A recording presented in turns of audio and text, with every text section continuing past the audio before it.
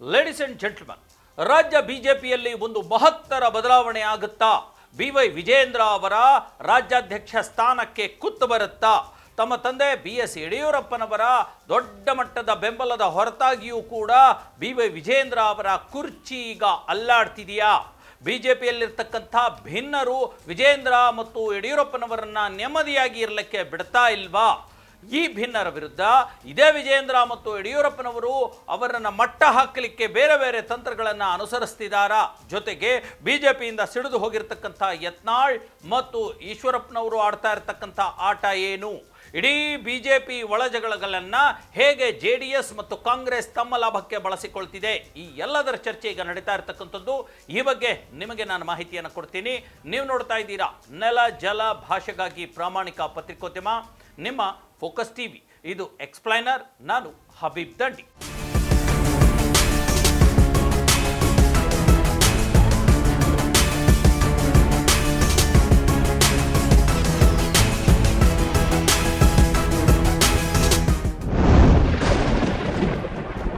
ಈಗ ಸದ್ಯಕ್ಕೆ ರಾಜ್ಯ ಬಿಜೆಪಿಯಲ್ಲಿ ರಾಜ್ಯಾಧ್ಯಕ್ಷರ ಬದಲಾವಣೆಯದ್ದೇ ಚರ್ಚೆ. BY ವಿಜೇಂದ್ರ ಈಗಾಗಲೇ ರಾಜ್ಯಾಧ್ಯಕ್ಷರಾಗಿದ್ದಾರಲ್ಲ, ಮತ್ತ್ಯಾಕೆ ಬದಲಾವಣೆ ಅನ್ನುವಂಥ ಪ್ರಶ್ನೆ ನಿಮ್ಮದಾಗಿದ್ದರೆ ಅದಕ್ಕೆ ನೇರ ಉತ್ತರ ಬಿಜೆಪಿಯಲ್ಲಿರ್ತಕ್ಕಂಥ ಅಸಮಾಧಾನ, ಬಿಜೆಪಿಯಲ್ಲಿರ್ತಕ್ಕಂಥ ಭಿನ್ನಮತ, ಬಿಜೆಪಿಯಲ್ಲಿರ್ತಕ್ಕಂಥ ಬೇರೆ ಬೇರೆ ರೀತಿಯ ಒಳ ಕಚ್ಚಾಟಗಳು, ಹಗ್ಗ ಜಗ್ಗಾಟಗಳು, ಕಾಲೆಳೆಯೋ ತಂತ್ರ ಮತ್ತು ಒಬ್ಬರನ್ನು ಕಂಡರೆ ಒಬ್ಬರಿಗೆ ಆಗದೇ ಇರುವಂಥ ಬಣಬಡಿದಾಟ ಇವೆಲ್ಲವೂ ಸೇರಿಬಿಟ್ಟು ಈಗ ಬಿಜೆಪಿಯಲ್ಲಿ ಒಂದು ಪರಿಸ್ಥಿತಿ ಸುಧಾರಿಸಬೇಕು ಅಂದರೆ ಹೈಕಮಾಂಡ್ ನಾಯಕರೇ ಬಂದು ಇಲ್ಲಿ ಪರಿಸ್ಥಿತಿಯನ್ನು ಸರಿ ಮಾಡಬೇಕು ಅನ್ನುವಷ್ಟರ ಮಟ್ಟಿಗೆ ಈಗ ಪರಿಸ್ಥಿತಿ ಬಂದು ನಿಂತುಬಿಟ್ಟಿದೆ. ನೋಡಿ, ಇದೇ ಮೇ 9ರಂದು ಯಡಿಯೂರಪ್ಪನವರ 50 ವರ್ಷಗಳ ಒಂದು ಅಭಿಮಾನೋತ್ಸವವನ್ನು ವಿಜೇಂದ್ರ ಲಕ್ಷಾಂತರ ಜನರನ್ನು ಸೇರಿಸಿ ಏನೋ ಮಾಡಿಬಿಟ್ರು. ಅಲ್ಲಿ ನೂರಾರು ಒಂದು ಮಠಾಧೀಶರನ್ನು ಕೂಡ ಕರೆಸಿ ಬೇರೆ ಬೇರೆ ಯೋಜನೆಗಳನ್ನು ಮಾಡಿಸಿದ್ರು. ಅಮಿತ್ ಶಾ ಮುಂದೆ ತಮ್ಮ ಶಕ್ತಿ ಪ್ರದರ್ಶನವನ್ನು ಕೂಡ ಮಾಡಿಬಿಟ್ರು. ಆದರೆ ಅಲ್ಲಿಗೆ ಆ ಸಮಸ್ಯೆ ಬಗೆಹರಿದಿಲ್ಲ. ವಿಜೇಂದ್ರ ನಿರಾತಂಕವಾಗಿ ಇನ್ನು 2 ವರ್ಷ ಅಂದರೆ 2028ರ ಚುನಾವಣೆವರೆಗೂ ವಿಜೇಂದ್ರನೇ ಅಧ್ಯಕ್ಷರಾಗಿರ್ತಾರೆ ಅನ್ನೋ ಪರಿಸ್ಥಿತಿ ಈಗ ಇಲ್ಲ. ಯಾಕಂದರೆ ನೋಡಿ, ಬಹುಮುಖ್ಯವಾಗಿ ಕರ್ನಾಟಕದಲ್ಲಿ ನಡೆದಿರ್ತಕ್ಕಂಥ ಉಪಚುನಾವಣೆಗಳಲ್ಲಿ 2ರಲ್ಲೂ ಕೂಡ ಬಿಜೆಪಿ ಸೋತು ಹೋಗ್ಬಿಟ್ಟಿದೆ. ಅದು ವಿಜೇಂದ್ರ ಅವರ ಹಿನ್ನಡೆಗೆ ಮೊದಲ ಕಾರಣ, ಅಥವಾ ಅವರನ್ನು ಆ ಕುರ್ಚಿಯಿಂದ ಇಳಿಸಬೇಕು ಅನ್ನೋದಕ್ಕೆ ಮೊದಲ ಕಾರಣ. ಎರಡನೇ ಕಾರಣ, ವಿಜೇಂದ್ರ ಅವರು ಬಹಳ ಮುಖ್ಯ ಕಾರಣ ಏನು ಅಂದರೆ, ವಿಜೇಂದ್ರ ಅವರು ಚುನಾವಣೆಯ ಮೂಲಕ ಬಿಜೆಪಿಯ ಪದ್ಧತಿಯಂತೆ ಚುನಾವಣೆ ನಡೆಸಿ ಅಲ್ಲಿನ ಪದಾಧಿಕಾರಿಗಳ ಮತ್ತು ಶಾಸಕರ ಅಭಿಪ್ರಾಯದಂತೆ ವೋಟ್ ಪಡೆದು ಗೆದ್ದು ಬಂದಿರತಕ್ಕಂಥ ವ್ಯಕ್ತಿ ಅಲ್ಲ, ಅಭ್ಯರ್ಥಿ ಅಲ್ಲ. ಅವರು ನೇಮಕವಾಗಿರ್ತಕ್ಕಂಥವ್ರು. ಯಡಿಯೂರಪ್ಪನವರ ಮುಲಾಜಿಗೆ ಹೈಕಮಾಂಡ್ನಿಂದ ನೇಮಕವಾಗಿರ್ತಕ್ಕಂಥವ್ರು. 2023 ನವೆಂಬರ್ 15ಕ್ಕೆ ಅವರು ಅಲ್ಲಿಂದ ಕೂಡ ವಿಜೇಂದ್ರ ರಾಜ್ಯಾಧ್ಯಕ್ಷರಾಗಿ ಆಡಳಿತ ಮಾಡ್ಕೊಂಡು ಬರ್ತಾ ಇದ್ದಾರೆ. ಕೇವಲ 6 ತಿಂಗಳಿಗಷ್ಟೇ ಅವರು ರಾಜ್ಯಾಧ್ಯಕ್ಷರು ಅನ್ನುವಂಥ ಚರ್ಚೆ ಮತ್ತು ತೀರ್ಮಾನ ಅವತ್ತಾಗಿತ್ತಂತೆ. ಈಗ ಹತ್ತತ್ರ 2.5 ವರ್ಷಗಳಾಗ್ತಾ ಬರ್ತಾ ಇದೆ. ಇನ್ನೇನು ನವೆಂಬರ್ ಬಂತು ಅಂದರೆ 3 ವರ್ಷಗಳು ಕೂಡ ಆಗಿಬಿಡುತ್ತೆ. ಹಾಗಾಗಿ ಈ ಸದ್ಯಕ್ಕೆ ವಿಜೇಂದ್ರ ಅಂದರೆ ಬಿಜೆಪಿಯಲ್ಲಿರ್ತಕ್ಕಂಥ ಹಿರಿಯರಿದಾರಲ್ಲ, ಬಹಳಷ್ಟು ಜನ ಹಿರಿಯರಿದ್ದಾರೆ. ಹಲವಾರು ಬಾರಿ ಶಾಸಕರಾಗಿರೋರಿದ್ದಾರೆ, ಸಚಿವರಾಗಿರೋರಿದ್ದಾರೆ, ಕೇಂದ್ರ ಸಚಿವರಾಗಿರೋರಿದ್ದಾರೆ, ಕೇಂದ್ರ ಮಂತ್ರಿಗಳು ಆಗಿರೋರಿದ್ದಾರೆ, ಈಗಲೂ ಕೂಡ ಆಗಿದ್ದಾರೆ. ಅವರೆಲ್ಲರಿಗಿಂತ ತುಂಬ ಸಣ್ಣವರಾಗಿರ್ತಕ್ಕಂಥ ಮತ್ತು ತಮ್ಮದೇ ಆಗಿರ್ತಕ್ಕಂಥ ಒಂದು ಪಂಗಡವನ್ನು, ಒಂದು ಕೋಟೆಯನ್ನು ಕಟ್ಕೊಂಡಿರ್ತಕ್ಕಂಥ, ಕೇವಲ ಯಡಿಯೂರಪ್ಪನವರ ನೆರಳಲ್ಲೇ ಬೆಳೆದು ಉಳಿದು ಇರ್ತಕ್ಕಂಥ ವಿಜೇಂದ್ರರವರ ಕೈ ಕೆಳಗಡೆ ನಾವು ಕೆಲಸ ಮಾಡಲಿಕ್ಕೆ ಸಾಧ್ಯ ಇಲ್ಲ ಅನ್ನುವಂಥ ಒಂದು ಮಾತನ್ನು ಬಿಜೆಪಿಯ ಘಟಾನುಘಟಿ ನಾಯಕರು, ಹಲವಾರು ಬಾರಿ ಶಾಸಕರಾಗಿರ್ತಕ್ಕಂಥವರು ತಮ್ಮ ಅಭಿಪ್ರಾಯಗಳನ್ನು ಹೈಕಮಾಂಡ್ಗೆ ತಿಳಿಸಿರ್ತಕ್ಕಂಥದ್ದು.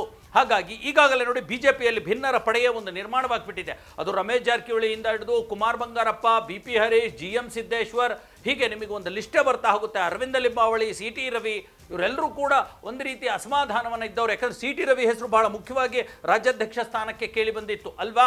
ಈ ಹಿನ್ನೆಲೆಯಲ್ಲಿ ಇದೇ 25ಕ್ಕೆ ಅಂದರೆ ಮೇ 25ಕ್ಕೆ ಬಿಜೆಪಿಯ ಘಟಾನುಘಟಿ ಕೇಂದ್ರ ನಾಯಕರು ರಾಜ್ಯಕ್ಕೆ ಬರ್ತಾ ಇದ್ದಾರೆ, ಬೆಂಗಳೂರಿಗೆ ಬರ್ತಾ ಇದ್ದಾರೆ. ಅವತ್ತು ಬಿಜೆಪಿ ರಾಜ್ಯಾಧ್ಯಕ್ಷ ನೂತನ ರಾಜ್ಯಾಧ್ಯಕ್ಷರ ಆಯ್ಕೆ ಆಗುವಂಥ ಎಲ್ಲ ಸಾಧ್ಯತೆಗಳಿವೆ. ಹಾಗಾಗಿ ವಿಜಯೇಂದ್ರ ಮತ್ತು ಯಡಿಯೂರಪ್ಪನವರಿಗೆ ಡವಡವ ಶುರುವಾಗಿದೆ.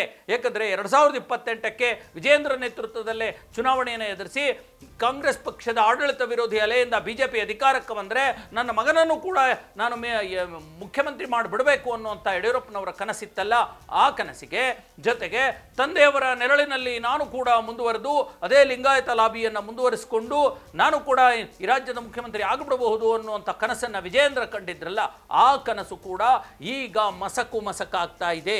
ಆ ಕನಸನ್ನು ಸಾಕಾರಗೊಳಿಸ್ಕೊಳ್ಳಿಕ್ಕೆ ಬಿಜೆಪಿಯಲ್ಲಿ ಇರ್ತಕ್ಕಂಥ ಭಿನ್ನ ಬಣ ಬಿಡ್ತಾ ಇಲ್ಲ.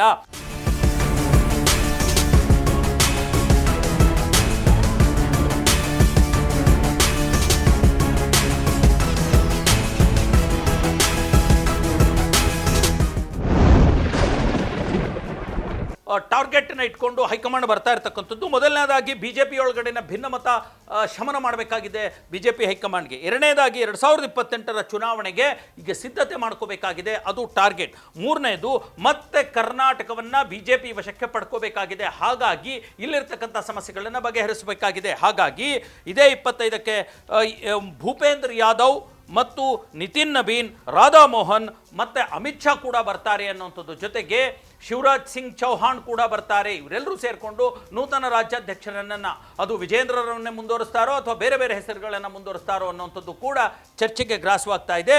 ಕೋರ್ ಕಮಿಟಿ ಮೀಟಿಂಗನ್ನು ಕೂಡ ಮಾಡ್ತಾರೆ ಬಂದವರು, ಮತ್ತು ಕರ್ನಾಟಕದಲ್ಲಿರ್ತಕ್ಕಂಥ ಬಿಜೆಪಿ ಕೋರ್ ಕಮಿಟಿ ಸದಸ್ಯರ ಮತ್ತು ಶಾಸಕರ ಒಂದು ಅಭಿಪ್ರಾಯವನ್ನು ಕೂಡ ಸಂಗ್ರಹಿಸಿ ಒಂದು ಹೆಸರನ್ನು ಅನೌನ್ಸ್ ಮಾಡಿ ಹೋಗ್ತಾರೆ ಅನ್ನುವಂಥದ್ದು. ಹಾಗಾದರೆ ಯಾರ್ಯಾರಿದ್ದಾರೆ ರೇಸ್ನಲ್ಲಿ, ಬಿಜೆಪಿ ರಾಜ್ಯಾಧ್ಯಕ್ಷರ ರೇಸ್ನಲ್ಲಿ ಅಂತಂದರೆ, ನಾನು ಹೇಳಿದಾಗೆ ಒಕ್ಕಲಿಗ ಕೋಟದಿಂದ ಸಿ ಟಿ ರವಿ ಇದ್ದಾರೆ, ಶೋಭಾ ಕರಂದ್ಲಾಜೆ ಇದ್ದಾರೆ, ವಿ ಸೋಮಣ್ಣ ತಮ್ಮದೇ ಆಗಿರತಕ್ಕಂಥ ತಂತ್ರಗಾರಿಕೆಯನ್ನು ಮತ್ತು ಯಡಿಯೂರಪ್ಪನವರ ಕುಟುಂಬದಿಂದ ಸಮಾನ ಅಂತರವನ್ನು ಕಾಯ್ದುಕೊಂಡು ಬಂದಿದ್ದಾರೆ.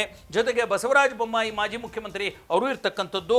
ಜೊತೆಗೆ ಬ್ರಾಹ್ಮಣರ ಕೂಟದಿಂದ ಮತ್ತು ಆ ಒಂದು ಕೋಟಾದಿಂದ ಅನಂತಕುಮಾರ್ ಹೆಗಡೆ ಕೂಡ ಇರತಕ್ಕಂಥದ್ದು.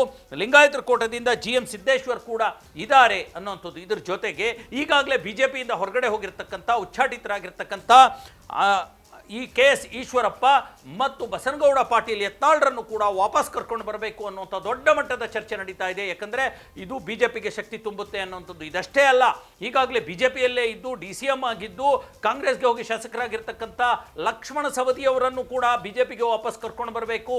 ಅದು ಬೆಳಗಾವಿ ಭಾಗದಲ್ಲಿ, ಉತ್ತರ ಕರ್ನಾಟಕ ಭಾಗದಲ್ಲಿ ಬಿಜೆಪಿಗೆ ದೊಡ್ಡ ಶಕ್ತಿ ಕೊಡುತ್ತೆ ಅನ್ನುವಂಥ ಚರ್ಚೆ ಕೂಡ ನಡೀತಾ ಇದೆ. ಈ ಬಗ್ಗೆನೂ ಕೂಡ ಈಗೇನು ಹೈಕಮಾಂಡ್ ವರಿಷ್ಠರು ಬರ್ತಾ ಇದ್ದಾರೆ, ಆ ಟೈಮಲ್ಲಿ ಒಂದು ದೊಡ್ಡ ಮಟ್ಟದ ತೀರ್ಮಾನ ಆಗುವಂಥ ಎಲ್ಲ ಸಾಧ್ಯತೆಗಳು ಕೂಡ ಇರ್ತಕ್ಕಂಥದ್ದು. ಹಾಗಾದರೆ ಯಾಕೆ ಈಗ ಸದ್ಯಕ್ಕೆ ವಿಜೇಂದ್ರ ಮಾಡ್ಕೊಂಡು ಹೋಗ್ತಿದ್ದಾರಲ್ಲ, ಯಾಕೆ ಅವರನ್ನು ಬದಲಾಯಿಸುವಂಥ ಅವಶ್ಯಕತೆ ಇದೆ ಅನ್ನುವಂಥ ಕಾರಣಗಳನ್ನು ಹುಡುಕ್ತಾ ಹೋದರೆ, ಮೊದಲನೇದಾಗಿ ಕಾಂಗ್ರೆಸ್ ಎದುರಿಸುವ ಸಮರ್ಥ ನಾಯಕ ಬಿಜೆಪಿಗೆ ಬೇಕಾಗಿದೆ.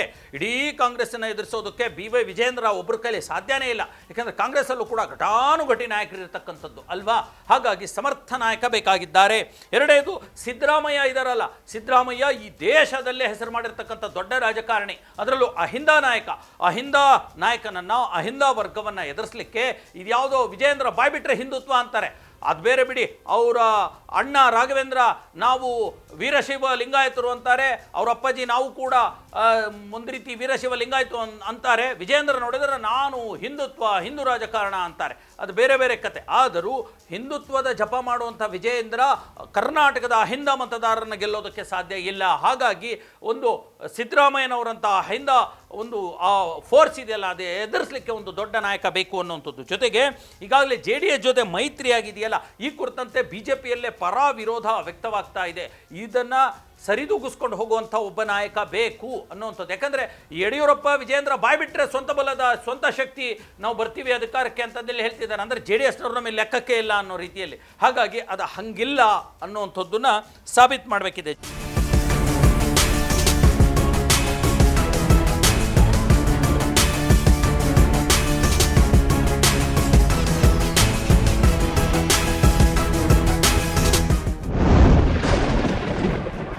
2028ರ ಚುನಾವಣೆಗೆ ಒಂದು ಮುಂದಾಳತ್ವ ಅನ್ನುವಂಥದ್ದು ಬೇಕಲ್ವಾ.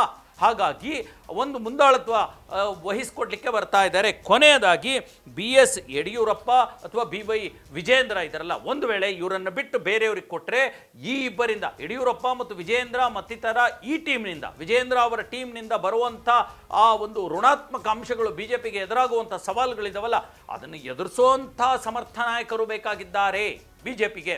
ಹಾಗಾಗಿ ಈಗ ಹೈಕಮಾಂಡ್ ಬರ್ತಾ ಇದೆ, ಅದು ಯಾವಾಗ ಯಾರನ್ನ ಆಯ್ಕೆ ಮಾಡುತ್ತೋ ಮತ್ತು ಅವರ ಮುಂದಿನ ಟಾರ್ಗೆಟ್ ಅವರು ಅಂದ್ಕೊಂಡಿದ್ದಂಗೆ ಪೂರೈಸ್ತಾರೋ, ಹೇಗೆ ಈಗಾಗಲೇ ಉತ್ತರ ಭಾರತದ ರಾಜ್ಯಗಳನ್ನು ಗೆದ್ಕೊಂಡು ಬಂದಿದ್ದಾರೋ, ಹಾಗಾಗಿ ದಕ್ಷಿಣ ಭಾರತದ ಹೆಬ್ಬಾಗಿಲಾಗಿರ್ತಕ್ಕಂಥ ಕರ್ನಾಟಕದಲ್ಲಿ ಮತ್ತೆ ಅಧಿಕಾರವನ್ನು ಹಿಡಿತಾರಾ ಅನ್ನುವಂಥ ಎಲ್ಲ ಪ್ರಶ್ನೆಗಳಿಗೂ ಕೂಡ ಇನ್ನೊಂದು 4-5 ದಿನಗಳಲ್ಲಿ ಉತ್ತರ ಸಿಕ್ಕಿಬಿಡುತ್ತೆ.